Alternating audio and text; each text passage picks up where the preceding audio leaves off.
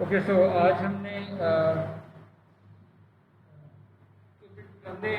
पिछले 2 लेक्चर्स में इंट्रोडक्शन देखी थी। कंप्यूटर विजन कौन सा एरिया है। हमने देखा था कि जो मैथमेटिकल बैकग्राउंड था हमने वो देखा था, क्या क्या मैथमेटिक्स की कौन से एरियाज हैं जो हमें चाहिए कंप्यूटर विजन पढ़ने के लिए। फिर आज हम जो चीज़ देखेंगे वो है इमेज फिल्टरिंग। कंप्यूटर विजन पे इमेज पे काम करने के लिए आपको सबसे पहले इमेज को कुछ प्रोसेस करना पड़ता है। इमेज को एक खास फॉर्म में लाना पड़ता है ताकि उस पर काम करना आसान हो। तो दैट्स इमेज प्रोसेसिंग या इमेज प्रोसेसिंग के अंदर हम जो स्पेसिफिक एरिया करेंगे वो है इमेज फिल्टरिंग। आपके पास 1 डायमेंशन में जब एक फंक्शन होता है एफ ऑफ एक्स, अगर आप F of minus x function को तो वो एफ ऑफ एक्स का फ्लिप वर्जन होता है जो कि आप यहाँ पे देख सकते हैं। तो अगर ये फंक्शन एफ ऑफ एक्स था तो इसका flip version F of minus X, ये left to right horizontally flip हुआ। सिमिलरली अगर आप एफ ऑफ एक्स प्लस 2 करते हैं तो आपका ये जो ग्रीन फंक्शन था एफ ऑफ एक्स, ये 2 से ट्रांसलेट हो जाएगा, लेकिन left side when you do F of x plus 2, ये वही ग्रीन फंक्शन है, ये ट्रांसलेट हो गया बाय 2 टू द लेफ्ट। ठीक है। मेरा आप लोगों से सवाल, अगर मैं आपसे कहता F of minus x minus 2, ये आप कैसा फंक्शन होता है?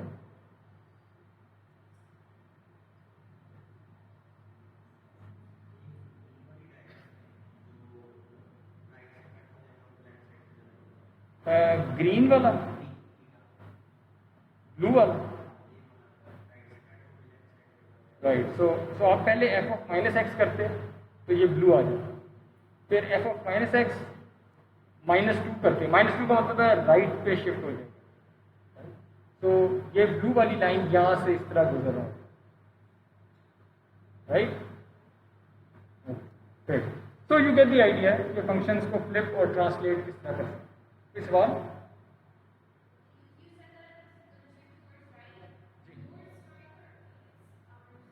आप करेक्ट, स्क्रीन पे जो राइट,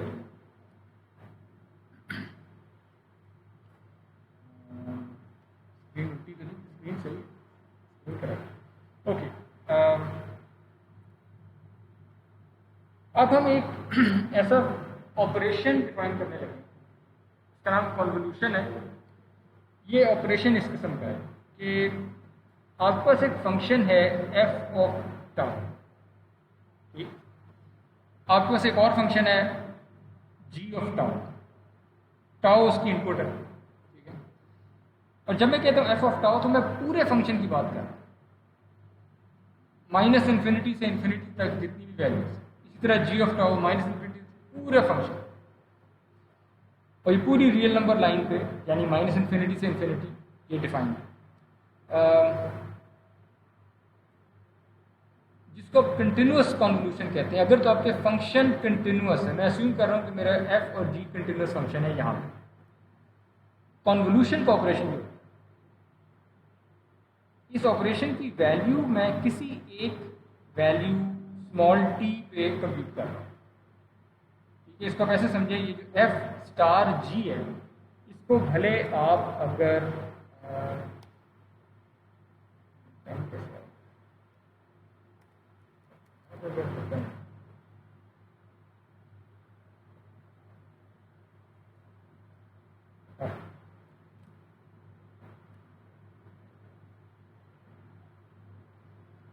इसको अगर आप कोई और फंक्शन कहते हैं, कैपिटल एफ ऑफ टी कहते हैं, ऐसे समझ, ठीक है। तो मेरा एक फंक्शन है, उसकी टी पे वैल्यू मुझे चाहिए, वो वैल्यू ऐसे आएगी,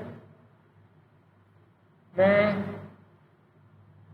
फंक्शन एफ अपना लूंगा जैसा ये था, फंक्शन जी लूंगा लेकिन जी ऑफ माइनस टाउ लिखा हुआ, तो ये फ्लिप हो गया, you agree. G of minus tau का मतलब है ये फ्लिप हो,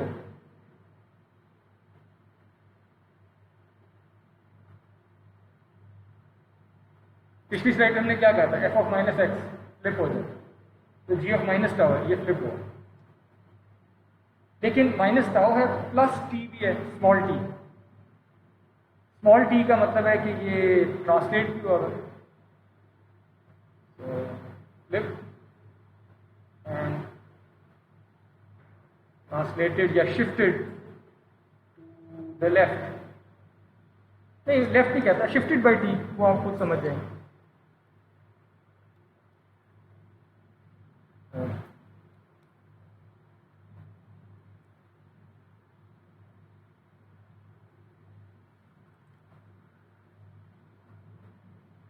ट्रांसलेटेड बाय,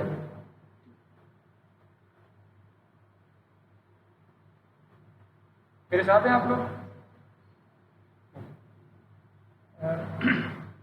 उसके बाद मैं क्या करता हूँ, जब मैं कहता हूँ एफ ऑफ टाउ, तो ये पूरा फंक्शन है, पूरी रियल नंबर लाइन। इसी तरह जब मैं जी ऑफ टी माइनस टाउ कहता हूँ, ये पूरा फंक्शन है, पूरी real number line.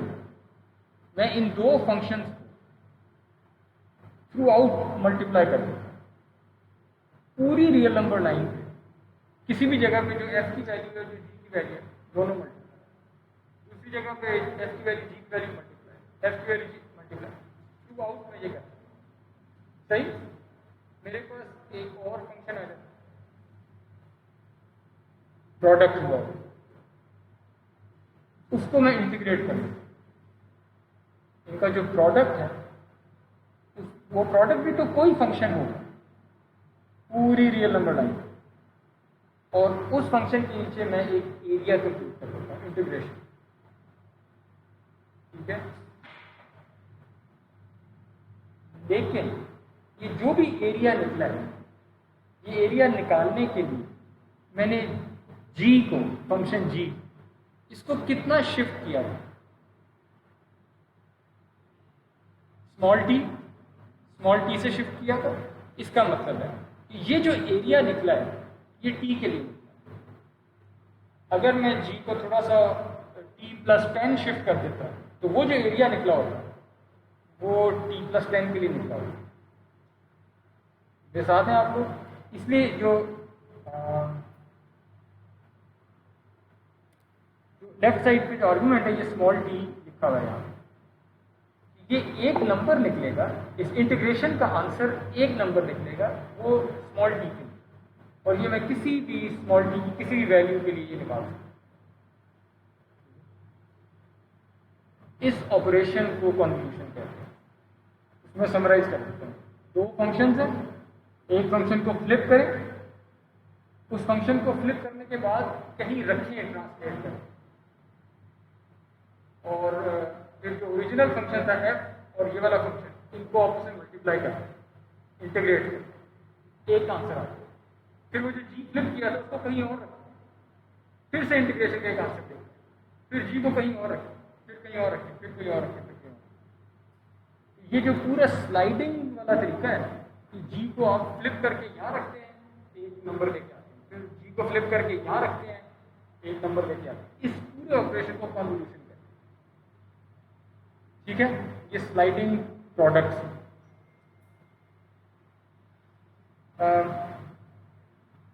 Convolution commutative operation होता है, यानी आप एफ से जी को कन्वॉल्व कर लें या जी से एफ को कन्वॉल्व कर लें, आंसर एक ही आएगा। इसलिए जो नीचे लिखा हुआ, नीचे वाली टर्म, वो है कि मैंने फ्लिप किसको किया है, यहाँ पे एफ को फ्लिप कर दिया, F is flipped and translated bye T.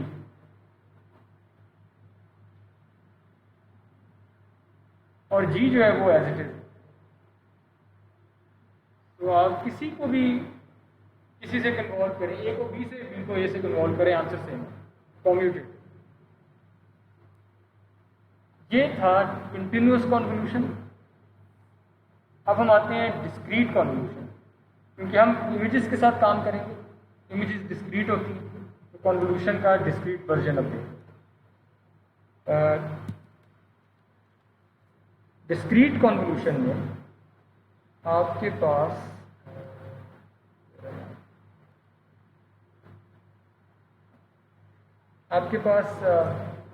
एक फंक्शन है स्मॉल एफ, एक फंक्शन है स्मॉल जी, उनकी जो भी इनपुट आर्ग्यूमेंट है स्मॉल एम, लेकिन वो इंटीजर्स के ऊपर डिफाइंड है, यानी एम की जो वैल्यूज़ हैं वो रियल नंबर्स नहीं है, वो इंटीजर्स हैं। डिस्क्रीट कन्वोल्यूशन ये होगी कि किसी भी वैल्यू एन पे, ये एन यहाँ पे क्या होगा, इंटीजर तो होगा लेकिन ये क्या रिप्रेजेंट कर रहा है, वहाँ पे स्मॉल टी क्या रिप्रेजेंट करता था और यहाँ पे स्मॉल एन क्या रिप्रेजेंट करता है। स्मॉल टी यहाँ क्या रिप्रेजेंट करता था, मैग्नीट्यूड किसका, शिफ्ट, ट्रांसलेट कितना किया आपने, इधर भी स्मॉल एन रिप्रेजेंट करता है कि आपने अपने जो भी जी था उसको उल्टा तो करना है, ट्रांसलेट कितना करना है वो एन है। तो अगर आप कंटिन्यूस वाले से डिस्क्रीट पे जाना चाहें, इंटीग्रेशन कन्वर्ट्स टू सम, सही, इंटीग्रेशन यहाँ पे टाओ पे थी मेरी इंटीग्रेशन एम पे, तमाम यानी तमाम वैल्यूज, मेरा जो सम है वो एम पे, वहाँ एफ ऑफ टाओ था, यहाँ एफ ऑफ एम आ गया, वहाँ जी को फ्लिप किया था, टी से ट्रांसलेट किया था, मैंने यहाँ भी जी को माइनस एम लिखा, इसका मतलब फ्लिप किया और ट्रांसलेट किया एन, सही।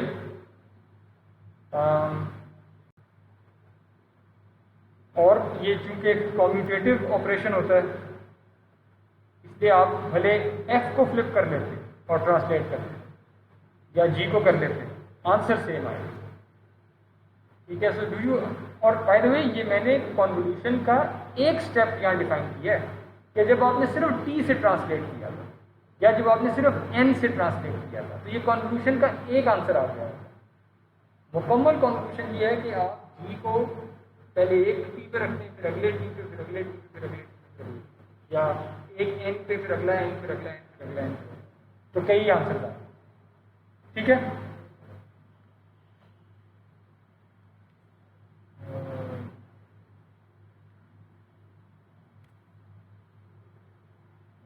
तो मेरे पास ये जो पीडीएफ का व्यूअर है,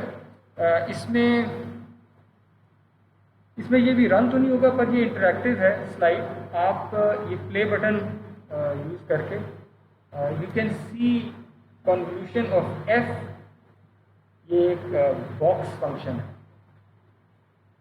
एफ जो कि -12 और हाफ के बीच में जिंदा है, ये फंक्शन -12 और हाफ के बीच में इसकी वैल्यू 1 है और बाकी तमाम जगहों पे इसकी वैल्यू 0 है। फंक्शन एफ समझ आ गया, बॉक्स फंक्शन। इसी तरह मेरे पास एक और बॉक्स फंक्शन है जिसको मैं जी कह रहा हूँ, वो भी बिल्कुल ऐसा ही फंक्शन है, बिल्कुल यही फंक्शन है, और मैं जी के साथ कन्वॉल्व करता हूँ। जी को जब मैं फ्लिप करूंगा जी पे फर्क पड़ेगा, एफ सिमेट्रिक है ना, जी भी यही है जो जैसा है, तो ये सिमेट्रिक है, तो इसको फ्लिप करने से फर्क पड़ेगा नहीं, सिमेट्रिक है। और फिर उसको मैं ट्रांसलेट कर रहा हूँ, इस वक्त जी कहाँ पे पड़ा है, जी का सेंटर कहाँ पे है, -2, जी का सेंटर इस वक्त -2 पे पड़ा, यानी ये जो कॉन्वोल्यूशन का आंसर अभी आएगा ना इस जगह पे, वो -2 के लिए आंसर है जो स्मॉल टी हम देखते हैं। ये आंसर आएगा क्या, आप देख सकते हैं। अगर मैं f और g को मल्टीप्लाई करूं, जहां पे f जिंदा है वहां पे g की क्या वैल्यू है, जहां पे g जिंदा है वहां पे f की क्या वैल्यू है, प्रोडक्ट क्या आएगा, हर जगह प्रोडक्ट 0 आ जाएगा। जब उनको मैं इंटीग्रेट करूंगा या सम करूंगा 0 आ जाएगा आंसर। तो कॉन्वोल्यूशन का आंसर -2 पे, -2, कॉन्वोल्यूशन का आंसर 0। जैसे जैसे ये स्लाइड करता जाएगा जी, जैसे ही जी और एफ ओवरलैप करना शुरू होंगे थोड़ा सा, तो ये कोई एरिया आता जाएगा इंटीग्रेशन, एंड यू सी कि ये आंसर आहिस्ता आहिस्ता ऐसे बढ़ता जाए। कॉन्वोल्यूशन का आंसर आई थिंक -1 पे जब ये पहुंचेगा ना जी -1 पे, तो -1 का मतलब है कि ये यहाँ भी हिट कर रहा होगा जी की एक साइड। तो ये आहिस्ता आहिस्ता आंसर बड़ा होता जाएगा, फिर छोटा होता जाएगा, फिर 0 हो जाएगा। तो एनीवेज आप ये इंटरेक्टिव स्लाइड इसको एडोब रीडर पे या किसी भी फैंसी रीडर पे आप खोलें तो ये आप इसकी स्पीड कंट्रोल कर सकते हैं, इसको रिवाइंड कर सकते हैं वगैरह, यू कैन प्ले विद। ठीक है, मेरे पास में वो रीडर है नहीं, पता मैं आपको दिखा देता हूँ। ओके,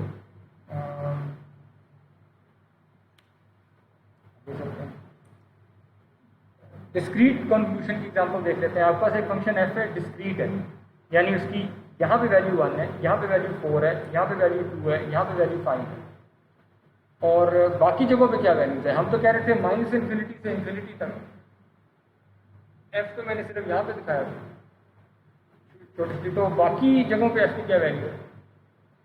0। लेट्स अस्यूम कि बाकी जगहों पे एफ की वैल्यू 0 है, यानी -∞ तक जीरोज है वैल्यूज, +∞ तक जीरोज है वैल्यूज। तो मैं सिर्फ उसकी वो वैल्यूज देख रहा हूँ जो कि जहाँ पे वो जिंदा है। ठीक है, इसी तरह जी एक फंक्शन है, 3, 4 और 1 उसमें पड़ा है, बाकी जगहों पे वो 0। कॉन्वोल्यूशन में क्या करते हैं, जी को फ्लिप करेंगे। जी में 3, 4, 1 पड़ा था, मैंने 1, 4, 3 किया, और जी को मैंने सबसे पहले, मैं चाहता तो जी को यहां पे भी रख सकता था, इधर उधर, लेकिन प्रोडक्ट क्या आना था? 0। तो मैंने वहां से शुरू किया है सारा ऑपरेशन, जहां पे पहली दफा जी और एफ ओवरलैप कर रहे हैं, यानी फ्लिप जी और एफ ओवरलैप कर रहे हैं। तो पहली दफा वो ये फ्लिप किया, इसलिए 3 यहां पे आ गया। अब मैं करूंगा क्या, मैं एफ और जी को आपस में मल्टीप्लाई करूंगा। यहां पे होगा 1 × 0, यहां पे होगा 4 × 0, यहां पे होगा 3 × 1, यहां पे होगा 4 × 0, 2 × 0, 5 × 0। तो जहां जहां 0 है, लेट्स जस्ट इग्नोर दैट। जहां पे वाकई ओवरलैप है, सो इट्स 3 × 1। जब मैं सारे ये ऐड कर दूंगा तो एक 3 होगा, बाकी सारे जीरोज होंगे, आंसर आ जाएगा 3।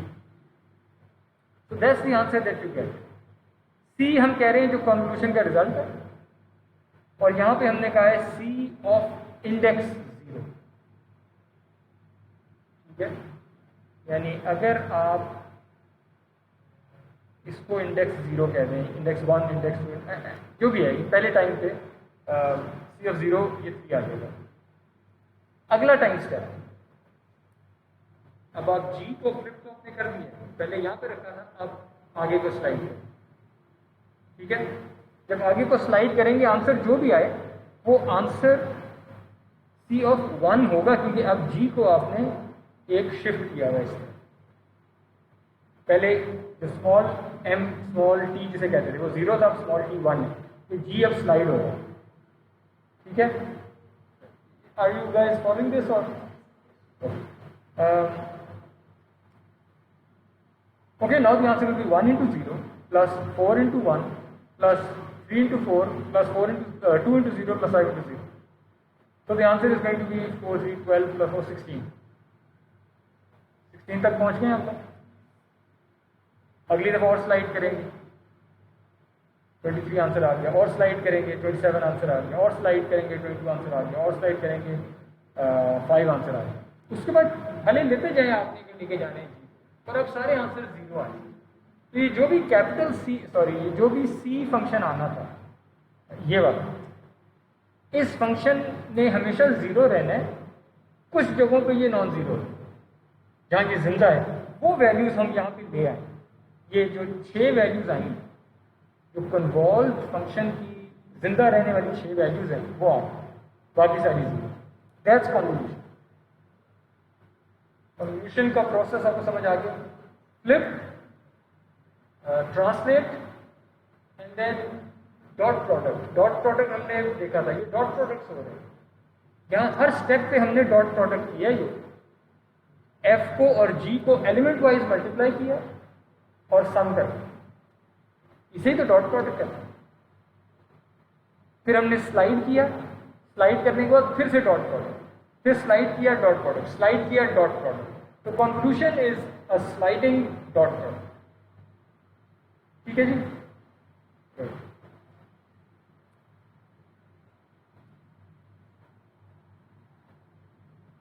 हम इमेजेस के साथ काम करें। इमेजेस में वो 2 डायमेंशनल अरेज के तौर पर रिप्रेजेंट किए।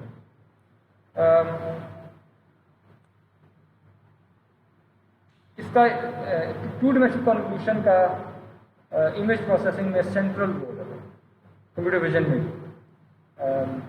बल्कि आप लोगों ने जिन्होंने डीप लर्निंग पढ़ा होगा, आपने नोट किया कि इवन डीप लर्निंग में, मशीन लर्निंग में कितना रोल है कॉन्वोल्यूशन। 2 डायमेंशनल अगर सिग्नल है, फॉर एग्जांपल इमेज, उसमें कॉन्वोल्यूशन ऐसे डिफाइन होगी। प्रिंसिपल वही है जो हमने पहले सीख लिया। इमेज आए है, कॉन्वोल्यूट उसको कन्वॉल्व करना है हमने एक और 2 डायमेंशनल एरे है m, उससे कन्वॉल्व करना। उसका आंसर ये होगा i की कॉन्वोल्यूशन m के साथ। पहले हम स्मॉल t रखते थे या स्मॉल n रखते थे, पर वो 1D में था। अब तो हम 2 डायमेंशन में, तो 2 डायमेंशन में जो लोकेशंस हैं वो तो 2 इंडिसेस से आ रही हैं। तो ये वो i और j। ठीक है, कोई मुझे बता सकता है ये i और j क्या है? ठीक है, लेकिन ये i और j कौन से वाले हैं?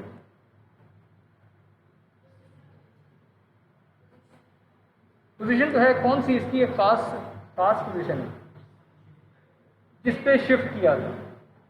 यानी आप g को फ्लिप करते थे, फिर g को ट्रांसलेट करते थे t से या n से।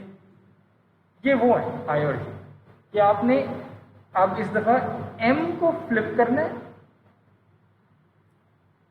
m का फ्लिप का क्या मतलब है? m हॉरिजॉन्टली भी फ्लिप होगा, वर्टिकली भी फ्लिप होगा, क्योंकि अब आप 2 डायमेंशन, पहले तो डायमेंशन 1 थी वो फ्लिप हो गई, अब की डायमेंशन 2 है।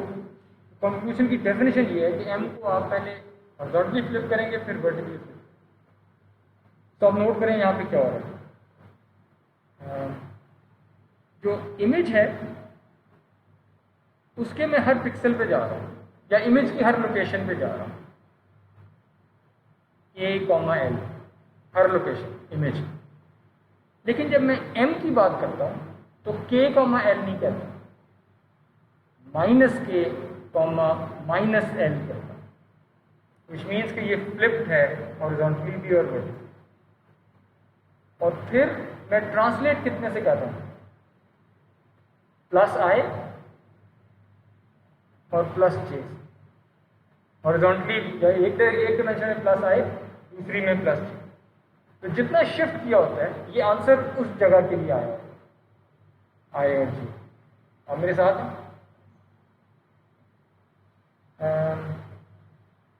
अगेन यहाँ पे मैंने कहा हुआ है कि k जो है वो तो सारे इंटीजर्स हैं, -∞ से ∞ तक, और l जो है वो सारे इंटीजर्स हैं लेकिन इससे मुझे कोई प्रॉब्लम नहीं है, क्योंकि मेरी इमेज डिफाइंड तो सारे इंटीजर्स पे नहीं है ना। मेरी इमेज डिफाइंड तो किसी खास रीजन पे, बाकी जगहों पे तो इमेज की वैल्यू 0 है। You agree with me? तो मैं मैथमेटिकली तो करेक्ट बात कर दी है मैंने, लेकिन प्रैक्टिकली तो मैं, ये तो कभी खत्म ही नहीं होंगे साहब, ये तो इन्फिनिट इंटीजर्स हैं। प्रैक्टिकली ये है कि इमेज आपकी डिफाइंड कुछ जगहों पे है, बाकी जगहों के बाहर तो 0 है, जिसको मुझे होनी चाहिए। तो रियलिस्टिकली असल में ये सिर्फ इमेज की डिमेंशन ही होंगी, ये पूरा सारा सेट ऑफ इंटीजर्स नहीं है।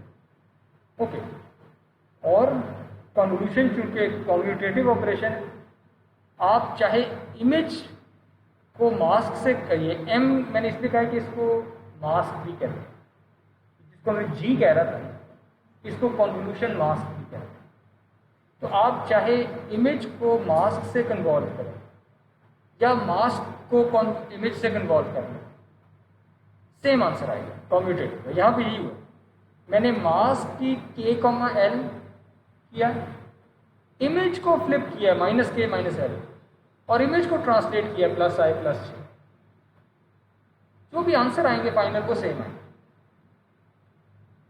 तो इज 2 डायमेंशनल कॉन्वोल्यूशन क्लियर? कोई इस पे सवाल?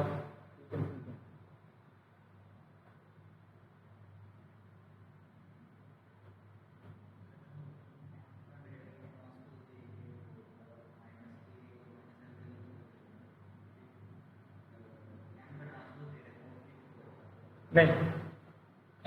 तो सवाल ये है, क्या एम एक टू डिमेंशनल एरे है, एम को अगर मैं ट्रांसपोज कर दूं तो क्या वो फ्लिप हो जाता है? दोनों डिमेंशन में फ्लिप? मेरा ख्याल है कि नहीं होता।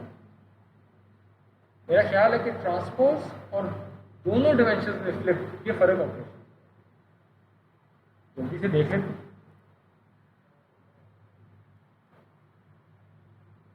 ए बी सी डी, इसको हम क्या देते हैं एम। एम ट्रांसपोज क्या होगा? हो सकता है आप सही कह रहे हो, पर let's see, A B C, सही। और फ्लिप क्या होगा? फ्लिप लेफ्ट राइट भी करना है और फ्लिप अप डाउन भी करना है। इसको एम।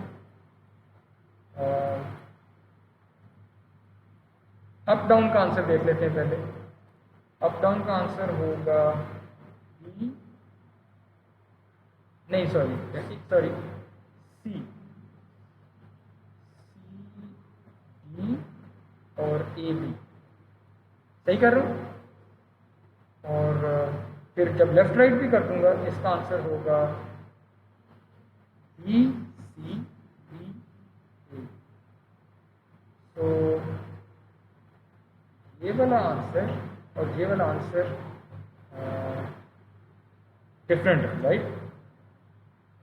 तो बी केयरफुल, क्योंकि ये मैं भी इस तरह सोचता रहा हूँ कि ना ट्रांसपोज कर देंगे तो फ्लिप हो जाएगा। नहीं, ट्रांसपोज और ऑपरेशन है, फ्लिपिंग और है। अच्छा, अक्सर ये फ्लिपिंग ना ओवररेटेड है। अक्सर जो हम मास्क यूज करेंगे ना, वो अक्सर सिमेट्रिक होंगे। तो सिमेट्रिक मास्क को आप फ्लिप ना भी करें, कर भी लें, वो आंसर सेम आना है, सिमेट्रिक का, राइट? तो लेकिन आपको फिर भी यू शुड नो कि असल में कंक्लूजन क्या है, क्योंकि कई दफ़ा अगर नॉन सिमेट्रिक आ गया मास्क, तो तब बहुत क्रूशल हो जाएगा कि आपने फ्लिप सही किया था कि नहीं किया। तो टेक्निकली यू शुड नो कि कंक्लूजन क्या ऑपरेशन।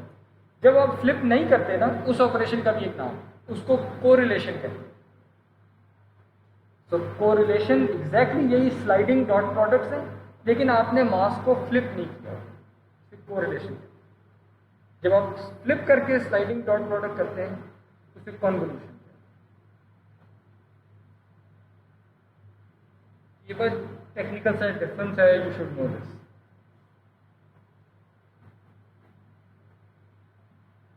Any other question? आगे चलें।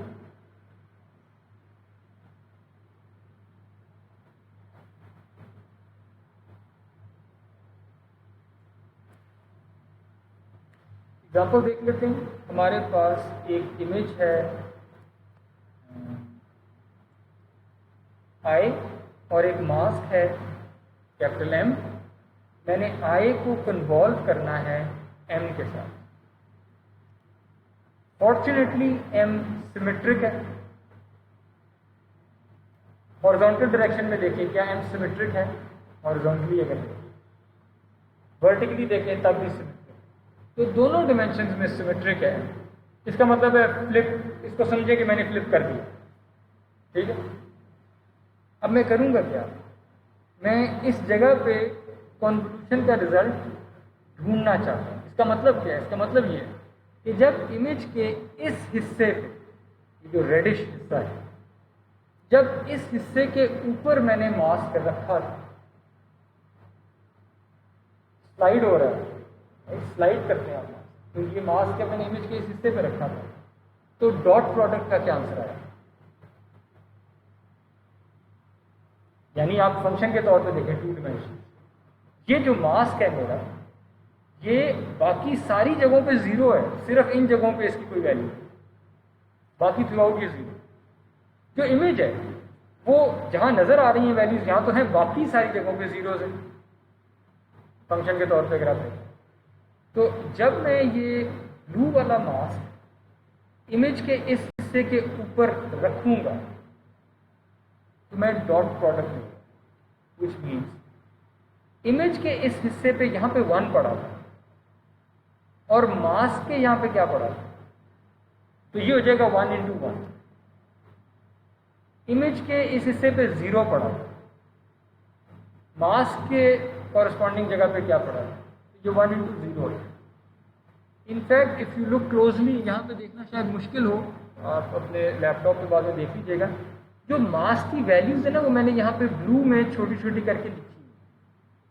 इसी मास्क के नंबर्स मैंने यहाँ पे ब्लू में लिखे हैं और साथ मल्टीप्लिकेशन का साइन, विच मीन्स कि ये होगा, आप भले इस मास्क को देख के कर लें, इसका आंसर होगा 1 into 1 plus 0 into 0 plus 0 into 1 plus 1 into 0 plus 1 into 1 plus 0 into 0, या आखिरी आप कर देंगे प्लस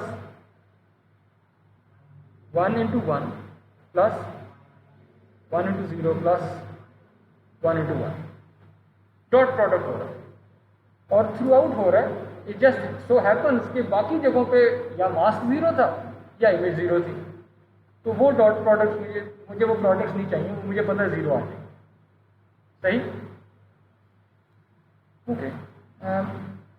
जब ये डॉट प्रोडक्ट हो जाएगा तो आंसर एक नंबर आएगा स्केलर, वो नंबर आप नोट कर सकते हैं, वो 4 आएगा। इस केस में वो 4 आते हैं। जो कॉन्वोल्यूशन का रिजल्ट है I स्टार M जो मैंने यहाँ लिखा, उस रिजल्ट में मैं वो 4 जो डॉट प्रोडक्ट का आंसर आया था वो मैं 4 से, सही। ओके, सो अगर आपने यहाँ शुरू के 3/3 पे रखा होता तो आंसर 1 आना था, वो यहाँ सेव हुआ। फिर आपने एक शिफ्ट करना था तो ये अगले 3/3 पे आ जाना था, और वहाँ पे अगर आपने डॉट प्रोडक्ट किया होता वो 4 आता, फिर आगे 3, फिर आगे 4 एंड सो ऑन। तो ये वो स्लाइडिंग डॉट प्रोडक्ट्स के आंसर्स हैं जो कॉन्वोल्यूशन कर रहे हैं। एक चीज़ नोट कर लें, यहाँ पे आपके पास जो इमेज का साइज था वो था 7/7, ऐसा ही है, 7/7 इमेज, और कॉन्वोल्यूशन का रिजल्ट 5/5 आया, विच मीन्स कि जिस तरह से हम कन्वॉल्व कर रहे हैं ये बाउंड्री खाई जा रही है, क्योंकि हमारा मास्क 3/3 था और हमने मास्क सिर्फ वहाँ पे रखा है जहाँ मास्क पूरे का पूरा इमेज के अंदर आ गया। अगर मास्क ज़रा सा भी बाहर निकल जाता हमने वहाँ पे कोई आंसर कंक्लूड ही नहीं किया। तो ये ऐसी कॉन्वोल्यूशन है, इसको कहते हैं वैलिड कॉन्वोल्यूशन। जिस तरीके से मैंने कॉन्वोल्यूशन की इसे कहते हैं वैलिड कॉन्वोल्यूशन, क्योंकि यहाँ पे मास्क सिर्फ वहाँ प्लेस किया गया है जहाँ वो इमेज के कंप्लीटली अंदर आ, वैलिड जगह पर रखा। इसका नुकसान ये है कि आप अगर 7/7 की इमेज को कन्वॉल्व किया, 5/5 की रह गई, अगर मैं दोबारा कन्वॉल्व कर दूँ इसको, ये 5/5 की इमेज को दोबारा M से कन्वॉल्व कर दूँ तो क्या होगा, साइज क्या रह जाएगा, 3/3। तो मैं इमेज को ना इरोड करता जा, इमेज खाता जा, इंफॉर्मेशन लूज होती जाए। तो डायरेक्ट कन्वोल्यूशन में ये नुकसान। लेकिन अक्सर जो बहुत बड़ी इमेजेस हैं अगर वो 1 या 2 दफ़ा कन्वॉल्व होनी है तो उनकी एजेस अगर रिमूव हो भी जाए, इट्स नॉट टू इम्पॉर्टेंट। अक्सर मीनिंगफुल इन्फॉर्मेशन तो इमेज के बीच में होती है, एजेस पे नहीं होती। लेकिन यू शुड नो कि वैलिड कन्वोल्यूशन इमेज को आहिस्ता आहिस्ता खाती जाए, साइज चेंज कर। ओके, ये जो मास्क है इसको कर्नल भी कहते हैं, कॉन्वोल्यूशन का कर्नल, क्योंकि ये डिटर्मिन कर रहा है कि रिजल्ट कैसा है, तो इसको कर्नल कहते हैं। ओके, इसको मैं एल्गोरिथम के तौर पे आपको यहाँ मेंशन कर दिया है कि अगर आपको एक इमेज I1 है, you convolve it to the mask M, तो जो रिजल्ट है I2 वो कैसे लाएं। सबसे पहले मास्क M को फ्लिप करते हैं दोनों डिमेंशन, उसके बाद हर पिक्सल P पे जाएंगे, इमेज I1 के हर पिक्सल P पे जाएंगे, और उसके बाद मास्क का जो ओरिजिन है, इसको डिफाइन कर देता हूँ कि मास्क का ओरिजिन किसे कहते हैं। लेकिन मास्क का जो ओरिजिन है वो पिक्सल P के ऊपर रखें। अब मास्क का जो ओरिजिन है ना वो अक्सर ऐसे डिफाइन हुआ होता है, जिसको मैंने बोल्ड में ब्लू में लिखा कि जो 3/3 का मास्क था और उसका जो ओरिजिन है वो मैं सेंट्रल वैल्यू कह रहा हूँ। तो P के ऊपर जो मैं वैल्यू रखूंगा ना, पिक्सल P के ऊपर वैल्यू, वो ये वाला ब्लू वाला वन है, और बाकी P के इर्द गिर्द वैल्यू, अगर तो सेंट्रल वाला ओरिजिन।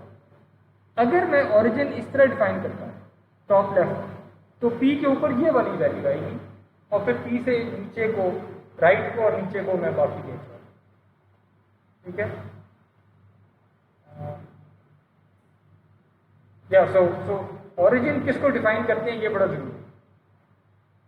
मोस्ट कॉमनली ओरिजिन ऐसे डिफाइन करते हैं, सेंट्रल वाली वैल्यू।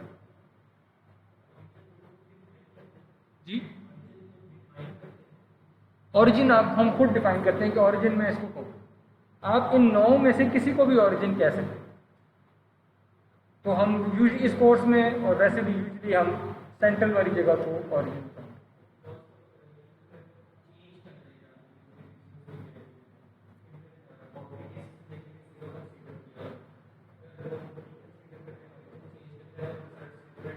सब बिल्कुल डिफरेंट है, थोड़े से डिफरेंट है।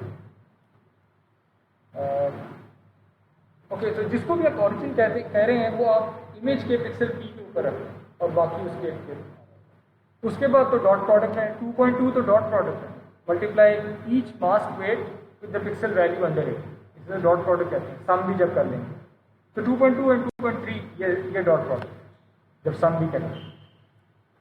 अब ओरिजिन क्यों जरूरी था?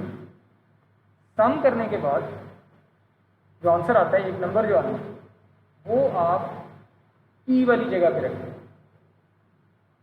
लेकिन I1 में रिजल्टिंग इमेज में I2 में P वाली जगह पे आपने रिजल्ट रखा। ठीक है,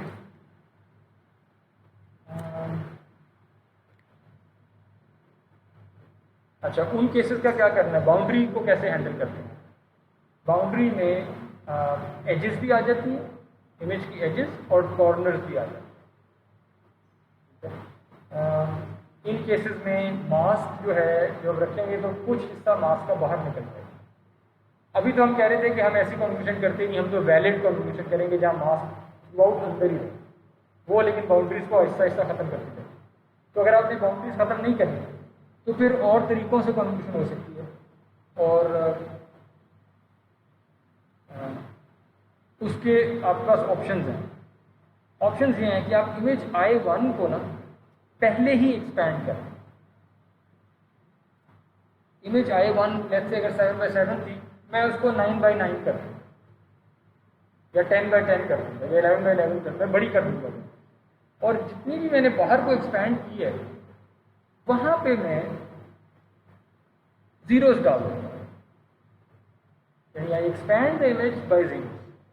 अब मुझे कोई ये नहीं कह सकता कि आपका मास्क इमेज से बाहर निकल गया, नहीं, मैंने इमेज ही बड़ी कर दी और बाहर नहीं निकला, बस ये कि वहाँ जीरोस पड़े, जितना वो बाहर निकलना था वहाँ पे अब जीरोस पड़े।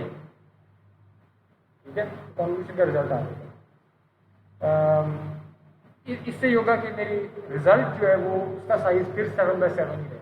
ठीक है, so you can expand image I1 virtual pixels, fake pixels, जिसमें या तो उनकी वैल्यू 0 कर दें या रेप्लिकेट कर दें बाउंड्री को,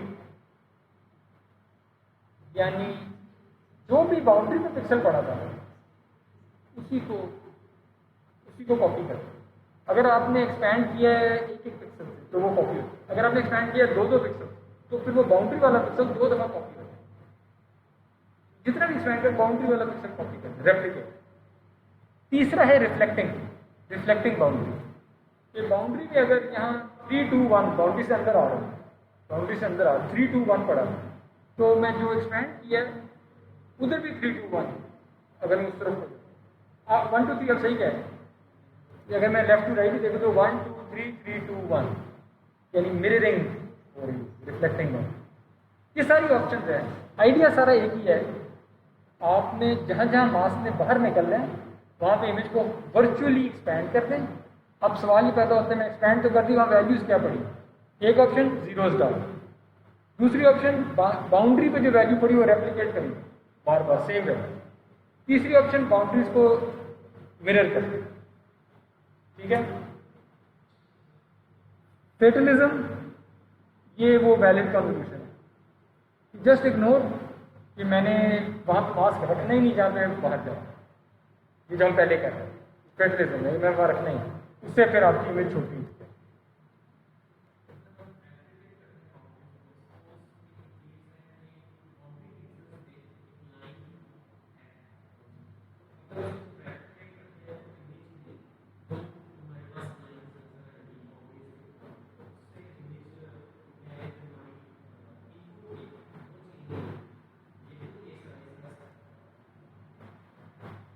सौरभ ने मेरे को सवाल नहीं समझा।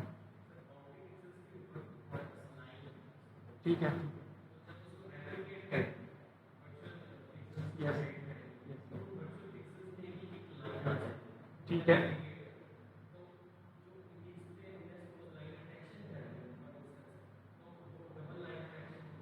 ठीक है।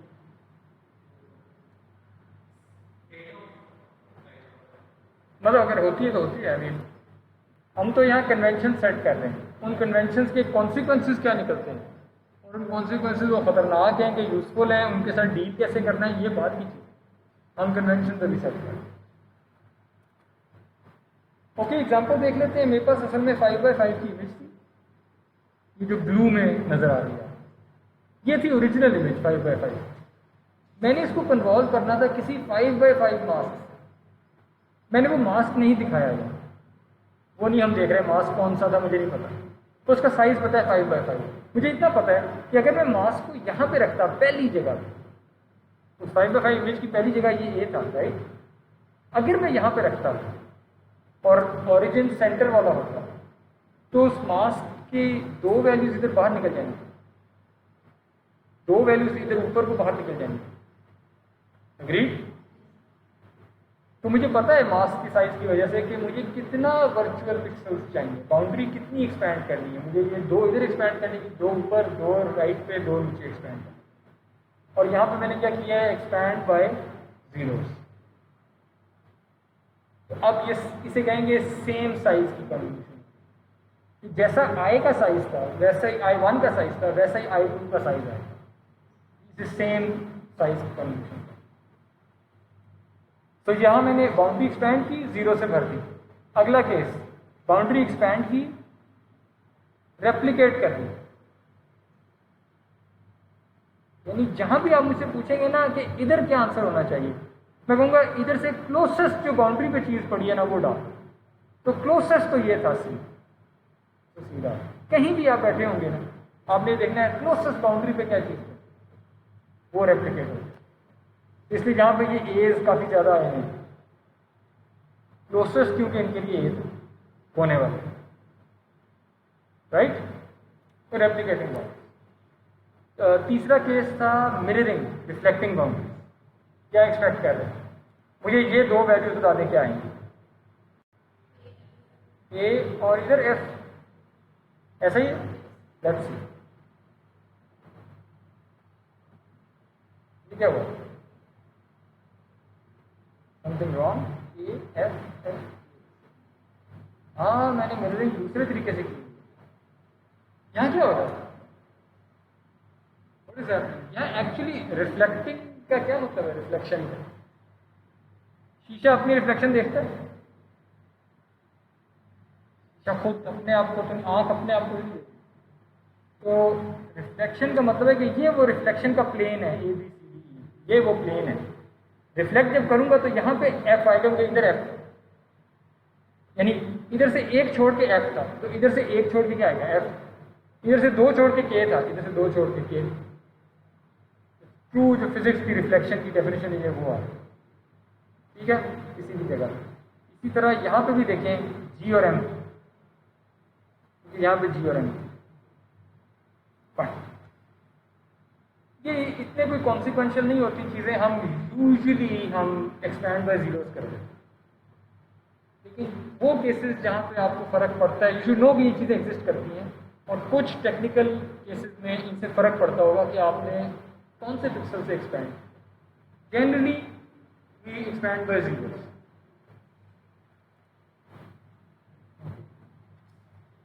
ये जो मास्क है कर्नल, इसकी वैल्यूज पे डिपेंड करता है कि आप किस किस्म का ऑपरेशन परफॉर्म करें। फॉर एग्जांपल, अगर मैं 3/3 का मास्क है, हर जगह पे 1/9 लिखा हुआ है, इनफैक्ट 1/9 छोड़ें, ये 3/3 का मास्क है, हर जगह पे 1 लिखा हुआ है। ये जब भी कहीं डॉट प्रोडक्ट करेगा, ये क्या करेगा, सम करेगा। 3/3 रीजन का सम कर रही है, जो भी नीचे वैल्यूज थी उनको 1 से मल्टीप्लाई करी जा रहा है और ऐड करी जा रहा है। तो ये सम का मास्क है।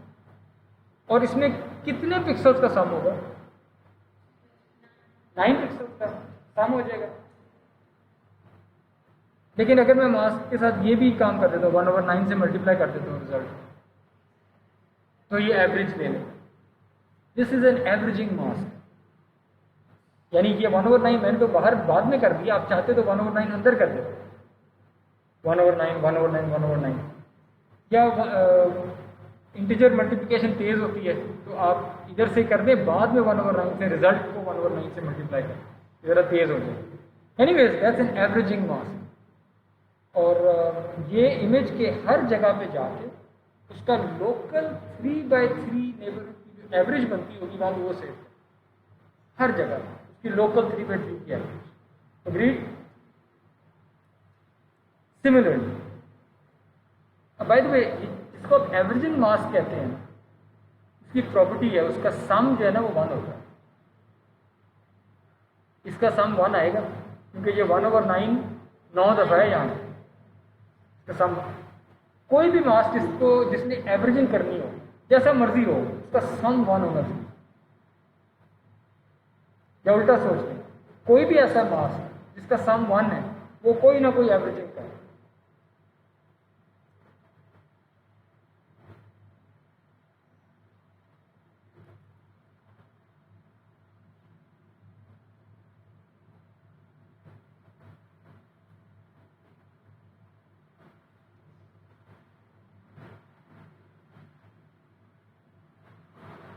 उसके बाद ये अगला मास्क है, ये एक्स डायरेक्शन में कह रहा हूँ वर्टिकल डायरेक्शन।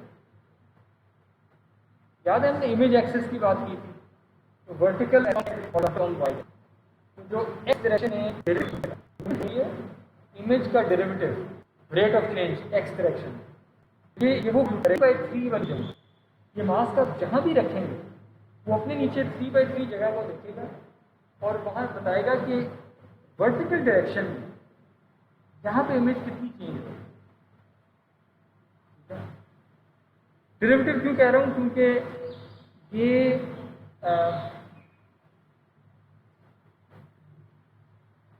मैंने फ्लिप नहीं किया हुआ, जब मैं फ्लिप कर दूंगा तो ये -1 ऊपर आ जाएगा, 1 नीचे आ जाएगा।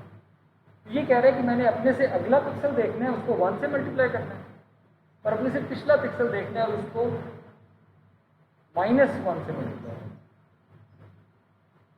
और उन दोनों पिक्सल में फर्क कितना था, डिस्टेंस कितना था, मेरे से अगला पिक्सल मेरे से पिछला पिक्सल, इन दोनों में कितना फर्क है? 2 पिक्सल्स का फर्क है। मैं डिवाइड किससे कर रहा हूँ? तो ये y2 - y1 over x2 - x1 नहीं हो रहा। यानी इमेज की वो वैल्यू जो मेरे आगे पड़ी है उसको मैं 1 से मल्टीप्लाई करता हूँ, और उस वैल्यू को मैं, जो भी वो वैल्यू है मेरे से आगे जो भी पड़ी है वैल्यू, उसको मैं y2 कह रहा हूँ। और जो इमेज की मेरे से पीछे वैल्यू पड़ी है उसको मैं -1 से मल्टीप्लाई करता हूँ, है ना? इसका मतलब मैं उसको माइनस कर रहा हूँ, जो भी वो वैल्यू थी। तो वाइज में कह रहा हूँ जो इमेज की वैल्यू थी, और उसके बाद मैं 2 से x2 - x, यानी उन दोनों में 2 का डिफरेंस, मेरे से अगला पिक्सल मेरे से पिछला पिक्सल, 2 पिक्सल का फर्क। तो ये तो डेरिवेटिव होता है, ये तो स्लोप होती है। स्लोप ऐसे ही नहीं कंप्यूट करते थे आप।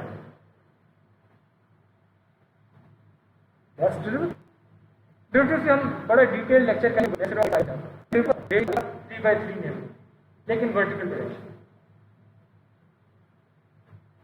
ये वाला मास्क अगला जो है ये इंटरेस्टिंग है। इसको नोट करें कि ये इसकी तरह का है ये इसकी तरह का।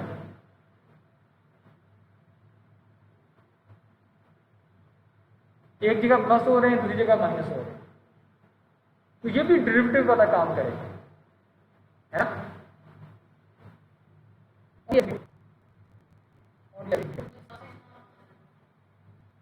Okay great. डेरिवेटिव ऐसा क्या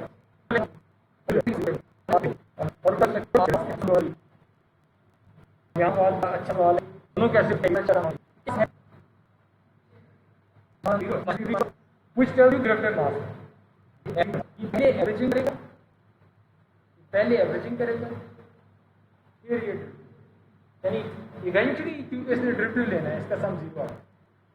तो इसकी डिटेल हम देखेंगे दोबारा ये असल में दो मास्क को मिला के बना हुआ है एक, और वो दो मास्क में पहला एवरेजिंग का मास्क था, फिर डेरिवेटिव का मास्क, उसका फाइनल रिजल्ट मैंने आपको दिखाया। तो एक मास्क है वो मल्टीपल काम भी कर सकता है। अच्छा, अगर आपको कोई डेमो चाहिए, there is a good interactive demo of convolution mask इस लिंक पे, इसको I highly recommend you play with this demo, या कोई और डेमो भी अगर आपको मिलता है, प्ले अराउंड विद इट। अगर मैं 3x3 कन्वोल्यूशन कर रहा हूँ,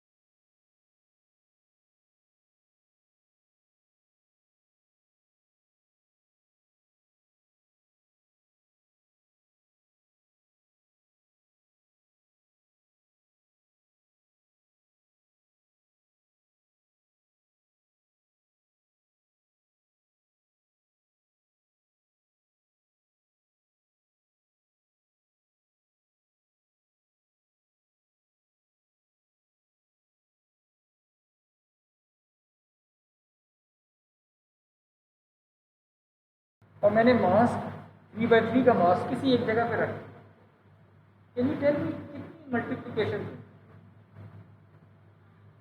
9। अगर 3x4 का मास्क तो कितनी मल्टीप्लिकेशन है? 12। अगर m/m का मास्क, या इनफैक्ट अगर k/k का मास्क, k स्क्वायर डॉट पर मल्टीप्लाई करता हूँ, k स्क्वायर मल्टीप्लाई, फिर ऐड भी तो करूँ, कितने प्लस होंगे? के स्क्वायर, जितने प्रोडक्ट थे के स्क्वायर -1, क्योंकि 3 नंबर थे तो 2 सम होंगे, 2 प्लस होंगे। ओके, तो अगर आपके पास k/k का कर्नल है तो आपका के स्क्वायर मल्टीप्लिकेशन होंगी और k -1 एडिशन होंगी। अब अगर आपकी इमेज का साइज m/n है, हर पिक्सल पे इतने मल्टीप्लिकेशन के स्क्वायर और के स्क्वायर -1 एडिशन है। अगर m/n पिक्सल्स हैं तो ये मल्टीप्लाइड बाय mn हो जाएगा। तो कन्वोल्यूशन का जो पूरा ऑपरेशन है उसकी ये कॉस्ट होती है। कन्वोल्यूशन ऑपरेशन की कॉस्ट होती है size of image m/n multiplied by her pixel पे कितने ऑपरेशन, वो थे के स्क्वायर प्लस के स्क्वायर -1, 2k स्क्वायर -1। तो ये कन्वोल्यूशन की कॉस्ट है। अगर मैं 2D कन्वोल्यूशन कर रहा हूँ, ये 2D कन्वोल्यूशन की कॉस्ट है। I should mention this somewhere, ये 2D है, ठीक है।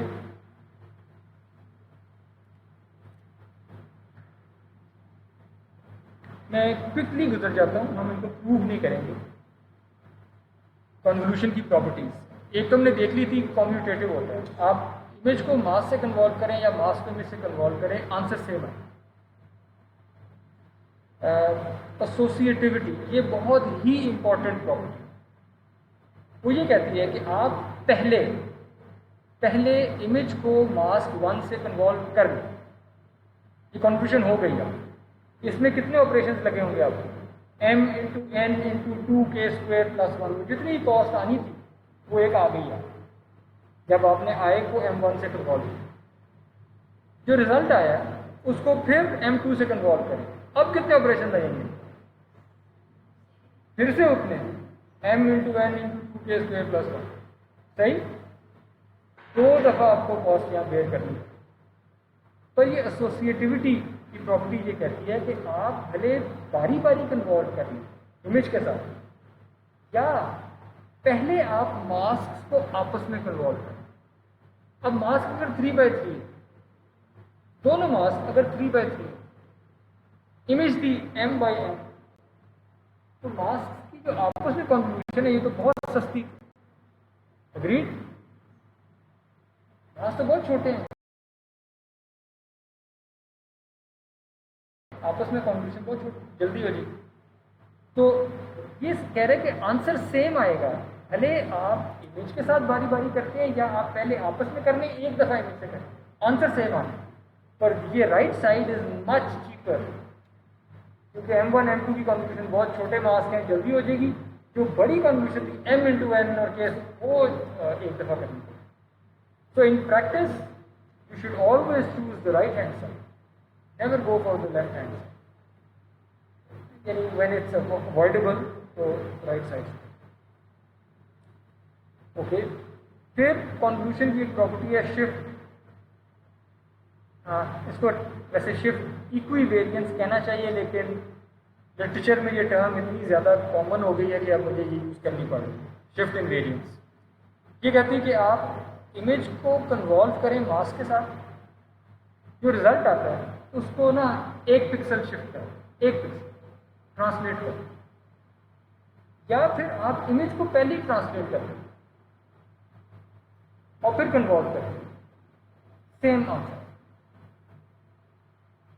ठीक है, इसको शिफ्ट इनवेरियंस कहते हैं, बड़ी इंपॉर्टेंट प्रॉब्लम।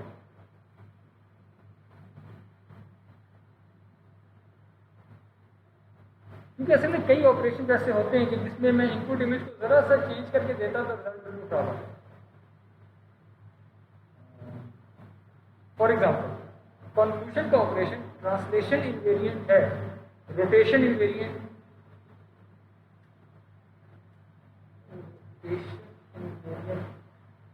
पता नहीं, मुझे सोचना पड़ेगा। I should not say anything.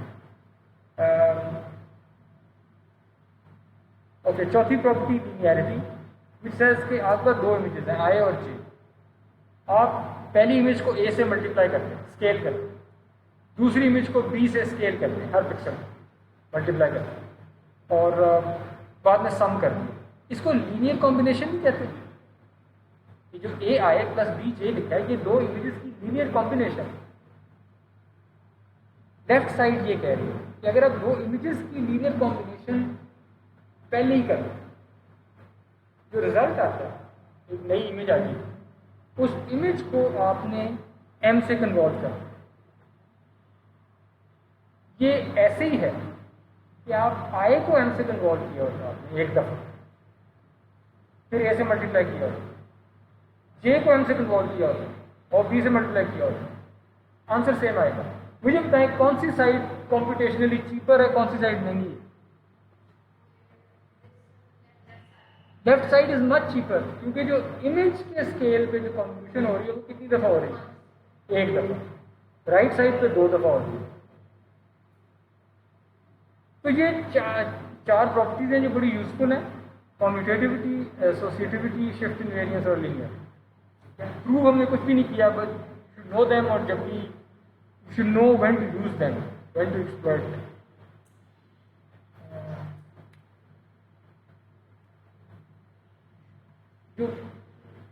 जो मोस्ट कॉमन आपको कॉन्वल्यूशन के लिए मास्क यूज करेंगे ना, मैंने तो अभी मास्क दिखा दिया, एवरेज करने वाला एक मास्क का दिया, ड्रिफ्टिव करने वाला, और कोई रैंडम से मास्क भी दिखा दिया।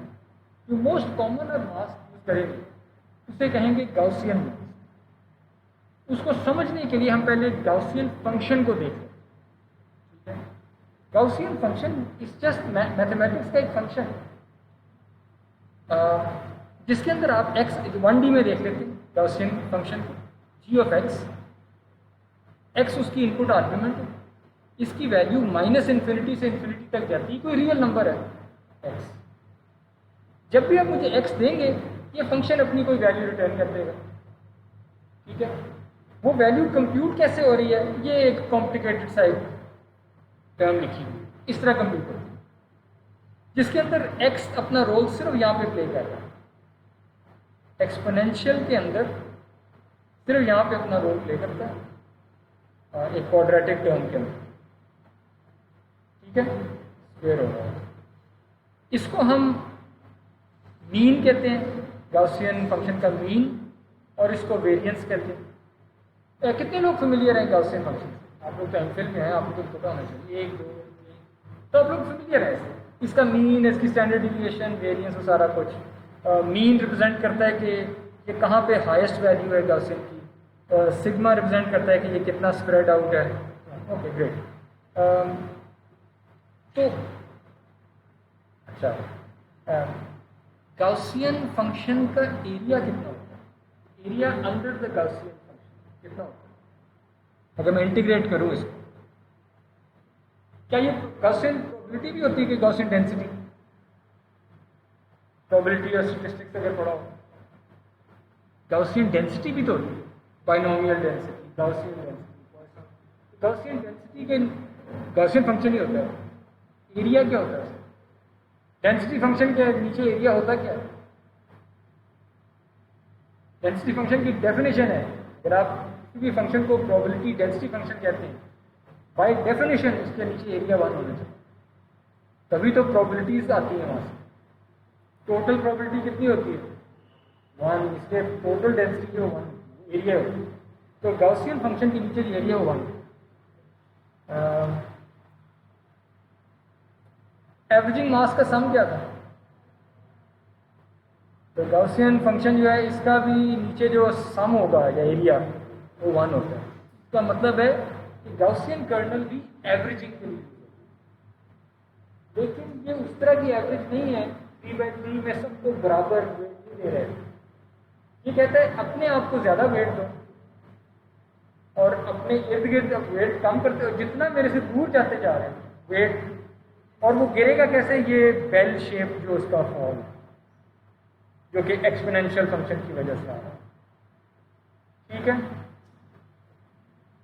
2 डायमेंशनल गाउसियन फंक्शन भी होता है, उसमें x भी होगा y भी होगा, बिल्कुल जिस तरह उसका एक फंक्शन है इसका भी एक फंक्शन, उसमें x y दोनों का रोल है। x का सेंटर है मीन u1, y का मीन है u2।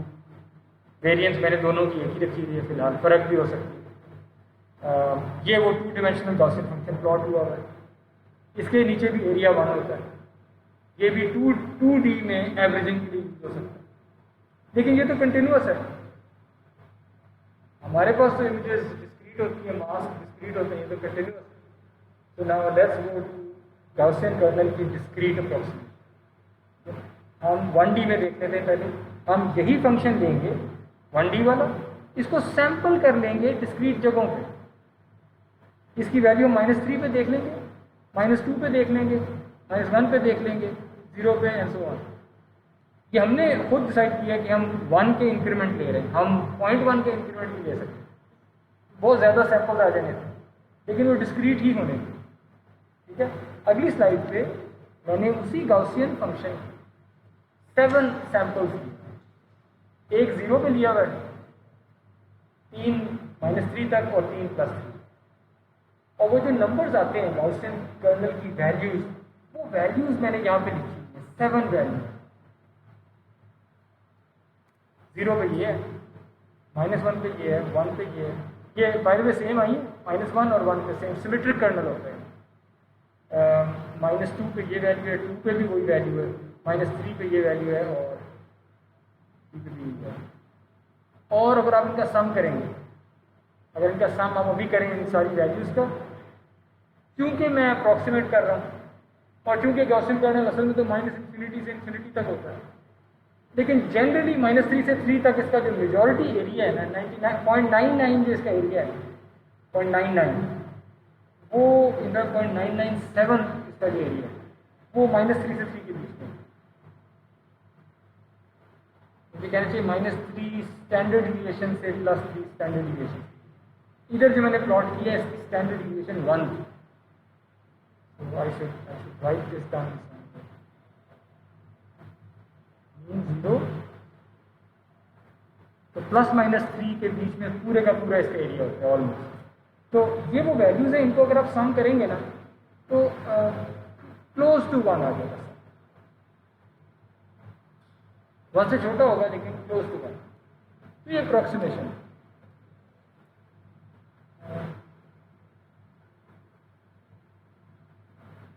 लेकिन ड्रिफ्टिव मास का तो सम 1 होना चाहिए, पूरा 1।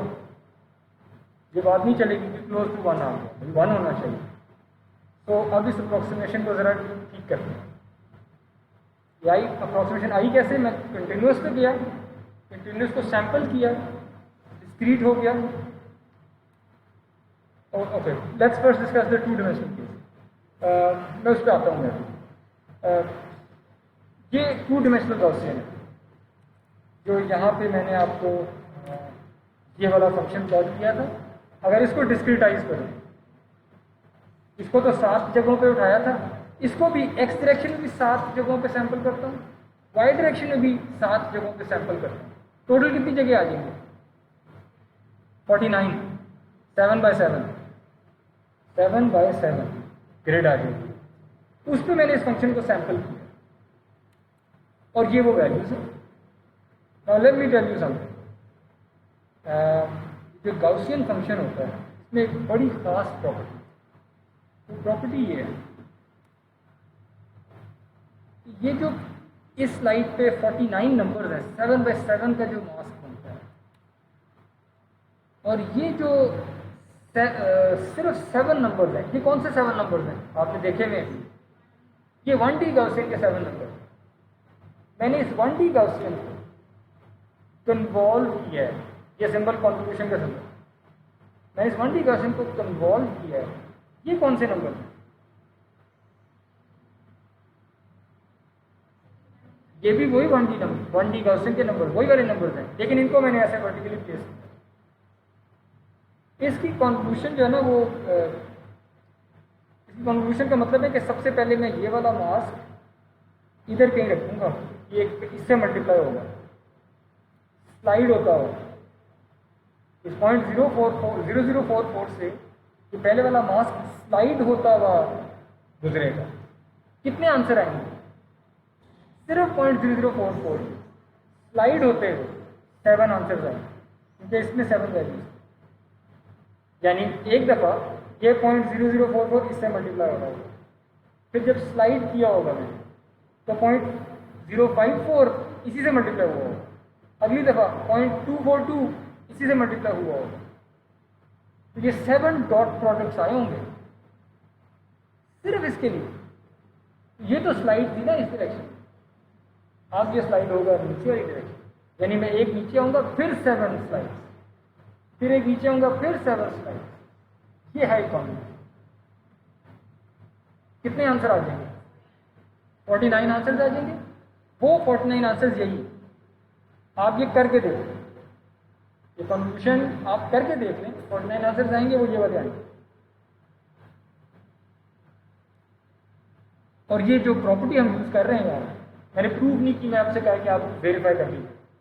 इसे कहते हैं सेपरेबिलिटी ऑफ गॉसियन कर्नल्स। ये गॉसियन के कॉन्क्लूशन जो आपने 7/7 से करनी थी, ये महंगी कॉन्क्लूशन होनी है। 7 स्क्वायर मल्टीप्लिकेशन और 7 स्क्वायर -1 एडिशन, ये इतनी महंगी है, तो 7 स्क्वायर लेवल की है। और मैं कह रहा हूं कि वो उस कॉन्क्लूशन इसके बराबर है। ये वाली कॉन्क्लूशन कितने मल्टीप्लिकेशन करेगी? सिर्फ ये जो एक वर्टिकल वाली है, 7 मल्टीप्लिकेशन। सिर्फ अगर मैं इसमें ही करूं 7 मल्टीप्लिकेशन, अगर मैं सिर्फ इसमें करूं 7 मल्टीप्लिकेशन, 7 स्क्वायर नहीं हो रहा था। और मैं ये कह रहा हूं कि आप अपनी इमेज लें, उस इमेज को वो 7 स्क्वायर वाले 2D से करने की बजाय अपनी इमेज को पहले इससे कन्वॉल्व कर लो। 7 मल्टीप्लिकेशन का उसका है चीप, सस्ती कॉन्वोल्यूशन। जो रिजल्ट आता है, रिजल्ट को इससे कन्वॉल्व कर लें, 7 मल्टीप्लिकेशन चीप। टोटल कितनी? 14 की तरह आप कह रहे हैं, हर पिक्सल पे 14 का दाम है वर्सेस 49 का दाम है। So this is much cheaper, answer same answer. So you should always use this separability of Gaussian kernel to make your convolution faster. Okay?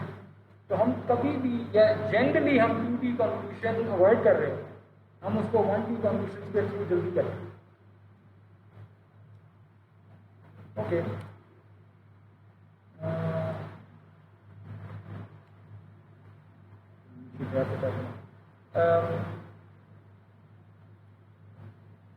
अब मैं क्या कर, मैं वापस 1D कन्वोल्यूशन पे आ रहा हूँ।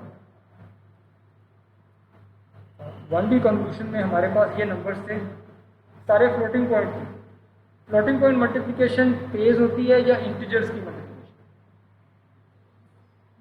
Integer multiplication is fast. तो मैं इधर भी स्पीड अप करने लगा, मैं इधर इन फ्लोटिंग पॉइंट नंबर की बजाय इंटीजर्स लाना चाहूँगा। वो इंटीजर्स मैं ऐसे ला सकता हूँ कि सबसे छोटा नंबर यहाँ मेरे पास क्या है, 0.0044, राइट। अगर मैं 0.0044 को 10,000 से मल्टीप्लाई कर दूँ, क्या आंसर आएगा? 44, सही। तो मैं 10,000 से सारों को मल्टीप्लाई कर देता हूँ, 10,000 से सारों को मल्टीप्लाई कर देता हूँ, तो ये भी इंटीजर हो जाएगा 44, बाकी सारे भी इंटीजर हो जाएंगे। वहाँ मैंने अब ये 44 हो गया, ये बाकी सारे 10,000 से मल्टीप्लाई कर दिए थे। तो लेकिन मैंने उसके बाद राउंडिंग भी की, मैंने राउंडिंग भी की। जरूरी नहीं था कि जरूरी नहीं है कि सारे इंटीजर बन जाए, तो इसलिए ज़रूरी नहीं है, क्योंकि यहाँ तो मैंने आपको यहाँ तक 3 डेसिमल प्लेसेस तक दिखाएंगे। असल में तो ये नंबर कई डेसिमल प्लेसेस तक चल रहा हो, जो आप कंप्यूटर पे करेंगे एक्चुअली, ये तो कई डेसिमल प्लेसेस तक चल रहे होंगे। जब उसको 10,000 से मल्टीप्लाई कर देंगे तब भी वो इंटीजर थोड़ी बनेंगे, राइट। तो आप इसको 10,000 से आपने मल्टीप्लाई किया, 10,000 इसलिए क्योंकि मैं इसको 44 बनाना चाह रहा हूँ, तो आप कोई भी नंबर चूज कर सकते हैं। 10,000 में इसके लिए किया, so you multiply it with a very large number and you round it। जब राउंड करेंगे तो आपके पास ये सारे इस तरह के नंबर आएंगे। वंस यू हैव देम, ये एवरेजिंग मास्क है गॉसियन। एवरेजिंग मास्क का सम क्या होता है? इसका सम क्या है? 1 तो नहीं है, इसका सम इतना है 9997, जो भी है, जो भी था इसका सम। मैं इसको ऐसे रखूंगा, कन्वॉल्व इसी से करूंगा, कॉन्क्लूशन का रिजल्ट जब आ जाएगा उसको सम से डिवाइड करूंगा। तो वो ऐसे ही है कि जैसे मैंने एक ऐसे मास से कन्वॉल्व किया जिसका सम 1, पर ये जो फ्लोटिंग पॉइंट वाला काम है ये एंड पे एक दफा कर रहा है, और कॉन्क्लूशन इंटीजर ऑपरेशन हो, this will be much fast. Similarly in 2D में करना है, 1D गॉसियन को डिस्क्रिटाइज किया और इंटीजर में बनाया, दूसरे वाले को भी जो 2D का हम सेपरेट करते हैं। और बाद में चूंकि ये वाली कॉन्वोल्यूशन भी तो एवरेजिंग थी, यहाँ पे भी तो 1/9997 आना था, इधर भी 1/99, दोनों दो दफा आना था, वो मैं बाद में एंड पे कर दूंगा स्क्वायर करके। रीड फॉलो करें। These are just some ways of making your competition fast. कुछ रिजल्ट्स देख लेते हैं। एवरेजिंग, अब मैंने 5/5 में एवरेजिंग की है, वो 1111 वाला मास में नॉर्मल एवरेजिंग।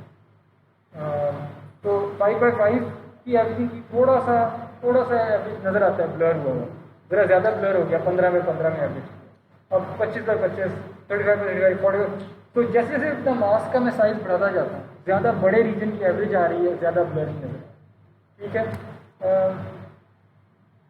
सिमिलरली आपके पास अब मैंने गॉसियन एवरेजिंग की, अब ये वो 1/1 सॉरी 111 से नहीं भरा हुआ। अब जो वेट्स हैं वो गॉसियन, वो बेल शेप कर्व है, 2 डिमेंशनल, और वो जो भी अप्रॉक्सीमेशन, तो उसमें यह है कि सेंट्रल पिक्सल को ज़्यादा वेट मिलेगा एवरेज में बाकियों की, तो वेटेड एवरेज गॉसियन वेट्स के साथ। और उधर भी यही है कि जैसे मास का साइज बड़ा होता जा रहा है, ब्लरिंग ज़्यादा होती है। इस कोर्स में मैं मेंशन करते तो हम पढ़ेंगे नहीं, ये जो अभी मैंने बातें की हैं ना, जो कॉन्वोल्यूशन से जो भी फिल्टरिंग होती है, कॉन्वोल्यूशन से, उससे लीनियर फिल्टरिंग कहते हैं, क्योंकि कॉन्वोल्यूशन एक linear operation. Non linear filtering भी होती है, हम वो पढ़ेंगे नहीं, पर मैं आपको मेंशन करूँगा। नॉन लीनियर फिल्टरिंग में फॉर एग्जांपल मीडियन फिल्टरिंग है, बायलैटरल फिल्टरिंग है, नॉन लोकल मीन।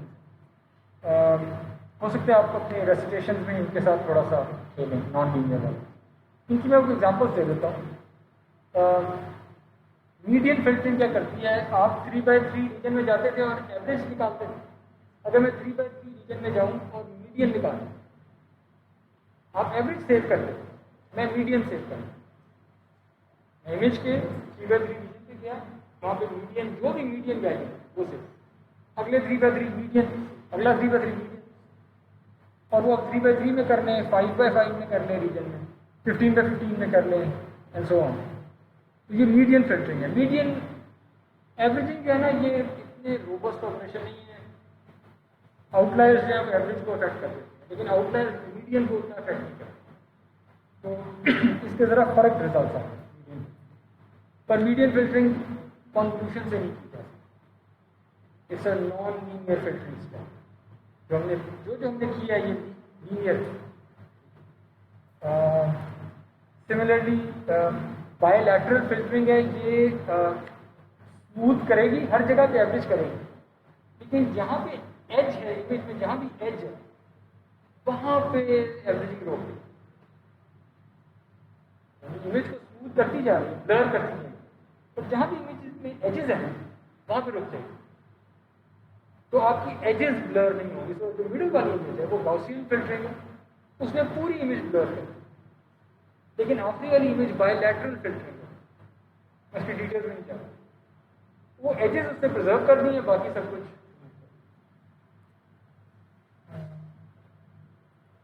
तो यार ये हमारे आज का लेक्चर था। आप लोगों का बहुत बहुत शुक्रिया।